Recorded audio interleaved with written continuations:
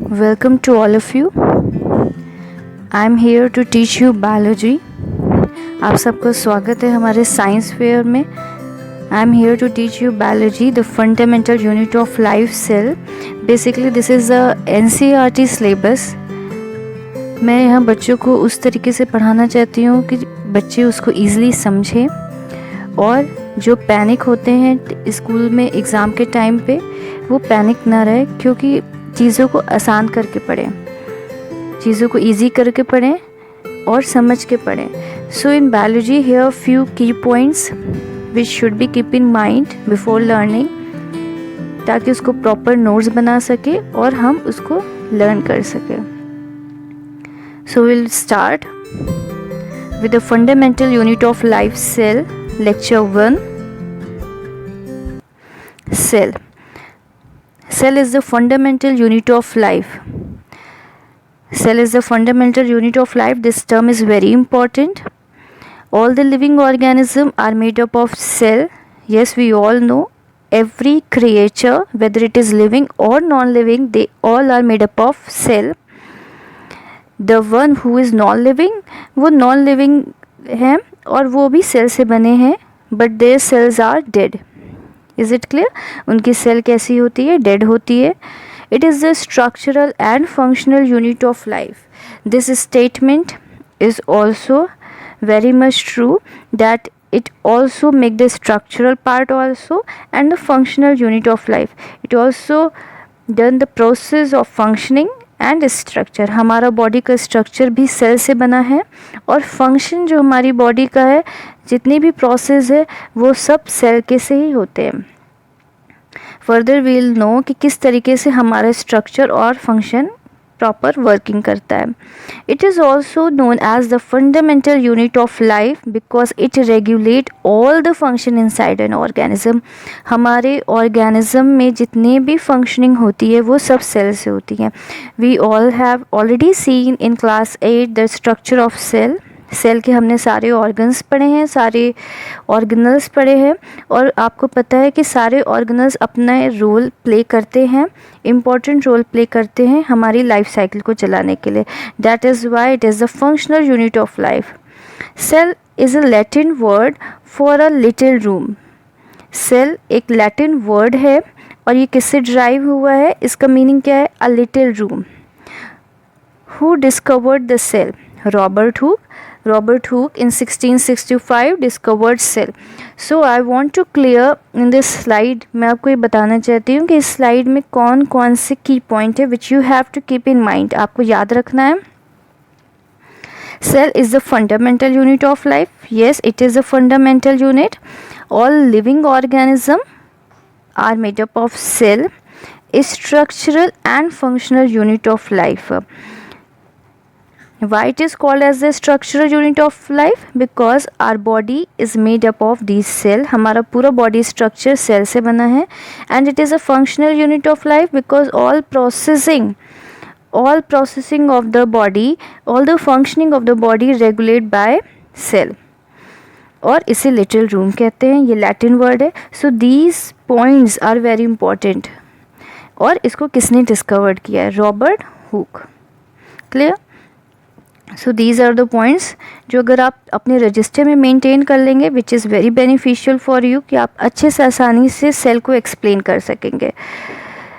I want to tell you one thing very important, कि Robert Hooke ने जो discovery करी थी 1665 में, वो लिविंग सेल की थी. सॉरी, डेड सेल की थी. इन्होंने डेड सेल के बारे में बताया था. और किस तरीके से डिस्कवर्ड किया था? He discovered the cell in his own self design microscope. इन्होंने खुद के माइक्रोस्कोप में डिज़ाइन करके बताया था. और किस में किया था? इन अ कॉर्क. एक कॉर्क था. जब उन्होंने उस कॉर्क को देखा, उसका सेक्शन स्लाइस काट के देखा, तो वो कैसा दिख रहा था? It is resembling Honey com के तरीके. रॉबर्ट हुक ने इन्होंने डेड सेल पे किया था, that is cork.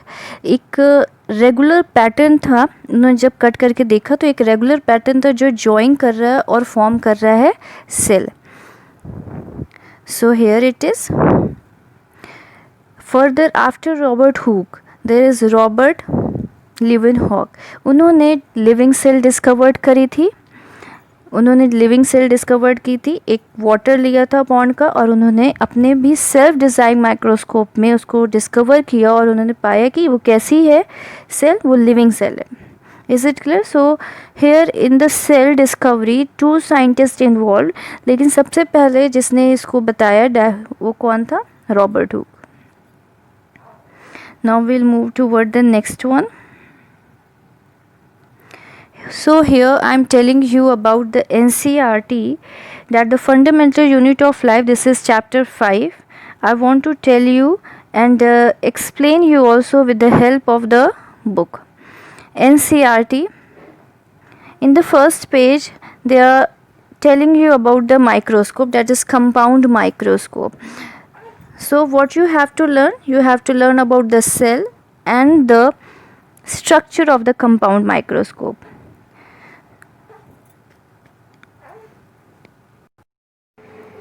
So I am here to tell you the activity 5.1. Let us take a small piece from an onion bulb with the help of the forceps. हम forceps से जब onion bulb निकालेंगे तो उसमें ऊपर की skin निकाल देंगे जो कॉनकेव साइड की होगी. This layer can be put immediately in a watch glass. फ़ौरन हम वॉच ग्लास में रख देंगे जिसमें पानी रहेगा. This will prevent the peel from getting folded. हमको क्यों पानी में रखने की ज़रूरत है? क्योंकि ये पानी क्या करेगा, इसको डेड होने से और इसके अंदर ड्राइनेस ना हो, इसलिए इसमें हमें वॉच ग्लास में फ़ौरन पानी में रखने की ज़रूरत है, ताकि जो हमारी सेल हो वो ईज़िली विजिबल हो सके, हमारे सारे ऑर्गेनल सेल के प्रॉपरली विजिबल हो सके. Let take a glass slide, put a drop of water on it and transfer a small piece of peel from the watch glass to the slide. Make sure that the peel is perfectly flat on the side. Why it is necessary? It is necessary because it should be flat. अगर flat रहेगी तो वो properly visible रहेगी, कहीं से fold नहीं रहेगी. A thin camel hair paint brush must be necessary. Might be necessary for what? क्योंकि इसके help से, पेंट ब्रश के हेल्प से हम उस पील को ट्रांसफ़र कर सकेंगे. Now we put a drop of iodine solution. हमको उसमें थोड़ा सा आयोडीन सोल्यूशन डालना पड़ेगा ताकि वो थोड़ा सा स्टेन हो जाए और उसमें कलर आ जाए. और after that we followed it by the cover slip, और उसके बाद हम उसको ऊपर से कवर स्लिप से कवर कर देंगे. Take care avoid air bubbles while putting the cover slip with the help of the mounting needles. एक नीडल भी होती है जिसके हेल्प से हम कवर स्लिप को स्लाइटली रखते हैं स्लाइड में, ताकि उसमें एयर बबल्स ना आए. आपको पता होना चाहिए, ये बहुत बड़ा क्वेश्चन है, बहुत इम्पॉर्टेंट क्वेश्चन है कि एयर बबल्स क्यों हमको स्लाइड को स्लाइटली रखना चाहिए कवर स्लिप को, क्योंकि एयर बबल्स आते हैं. Why we should avoid air bubble, क्यों अवॉइड करना चाहिए? क्योंकि इससे हमारा जो ऑर्गेनल्स है वो प्रॉपर विजिबल नहीं होता है. Ask for teacher for help. We have prepared a temporary mount of onion peel. We can observe this slide under low power followed by high power. उसके बाद हम पहले लो पावर में देखेंगे, फिर हाई पावर में उससे ऑब्जर्व करेंगे. In the compound microscope what do we observe as we look through the lens. हम लेंस में देखेंगे तो हमें कैसा दिखेगा? इज़ द इमेज और द थिंग्स विच इज़, हम जो ऑब्ज़र्व कर रहे हैं, क्या वो सारे सेल इक्वल दिखेंगे या वो एक जैसे नहीं दिखेंगे? हम क्या ऑब्ज़र्व करेंगे? तो ये तो एक्टिविटी हो गई. लेकिन this structure of compound microscope that is also very important. what we have seen in this, firstly we put the slide and keep it. तो हम यहाँ पर सबसे पहले इस कंपाउंड माइक्रोस्कोप का स्ट्रक्चर देख लेते हैं. यहाँ कंपाउंड माइक्रोस्कोप में स्ट्रक्चर है आईपीस सबसे ऊपर, जिसकी हेल्प से हम स्लाइड देखते हैं. Way we put the slide on the stage. आपको यहाँ स्टेज दिख रहा होगा, ये स्टेज है, स्टेज बना हुआ है दिस वन. इस स्टेज पे हम स्लाइड रखते हैं and we observe this slide. हम इसको कहाँ से देखते हैं? फ्रॉम द आई पीस से देखते हैं। हेयर इज कोर्स एडजस्टमेंट और फाइन एडजस्टमेंट। ये हमारे जो बॉडी ट्यूब दिख रहा है उसको ऊपर नीचे करने में ये हेल्प करता है ताकि हम पास से और दूर से इसको ऑब्जर्व कर सकें। इसमें 2 लेंस दिख रहा है आपको, जिसे ऑब्जेक्टिव लेंस कहते हैं, this one and this one. ये ऑब्जेक्टिव लेंस है जो यहाँ पर दिख रहा है। ये लेंस है जो एक हाई पावर लेंस है और लो पावर लेंस रहता है। इसकी हेल्प से हम ऑब्जर्व करेंगे ऑर्गेनल सेल के या फिर स्ट्रक्चर। इसके बाद ये बॉडी ट्यूब है जो हम ऊपर नीचे करते हैं with the help of the coarse adjustment and fine adjustment. उसके पीछे आर्म बना हुआ है। This arm help in putting the microscope here and there, जिसकी हेल्प से जहाँ से हम पकड़ते हैं उसको। After that there is a mirror, the mirror which is play a very important role. Yes, mirror को हम जो रिफ्लेक्शन है लाइट का वो किस तरफ पड़ रहा है, इसका एडजस्टमेंट बहुत इंपॉर्टेंट रहता है। अगर ये प्रॉपर तरीके से एडजस्ट होता है तो इसका रिफ्लेक्शन लाइट का हमारी स्लाइड पे पड़ता है और हमें जो ऑर्गेनल्स है या स्ट्रक्चर है वो प्रॉपर विजिबल होते हैं। So this is your compound microscope. Is it clear? And after that here we come to word the cell of onion peel, कि हम जब अनियन पील को माइक्रोस्कोप में ऑब्जर्व करेंगे तो हम उसमें देखेंगे कि हमारा स्ट्रक्चर कैसे दिख रहा है। ये वैसे ही स्ट्रक्चर दिखेगा जैसे रॉबर्ट हुक ने एक कॉर्क स्लाइस में देखा था। जब उसका सेक्शन काटा था तो उन्होंने देखा था कि बहुत सारे स्मॉल रूम्स या फिर यूनिट जो कंबाइंड टुगेदर है और फॉर्म कर रहा है सेल। तो जो यूनिट है, स्मॉल यूनिट है, उसे क्या बोलते हैं? सेल। तो here they asking one question, whether these structure are similar और नॉट।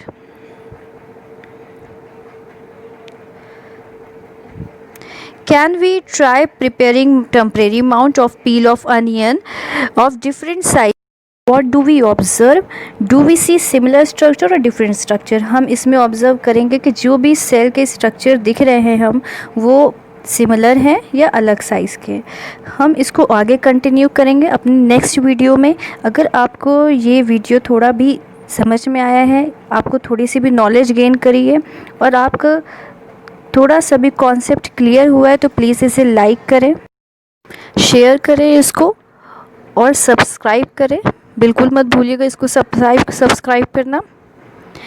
मैं फिर से वीडियो बनाऊंगी और पूरा सिलेबस कवर करने की कोशिश करूंगी ताकि आपके सारे कॉन्सेप्ट क्लियर हो जाए और चीज़ें आसान से समझ में आए। Thank you.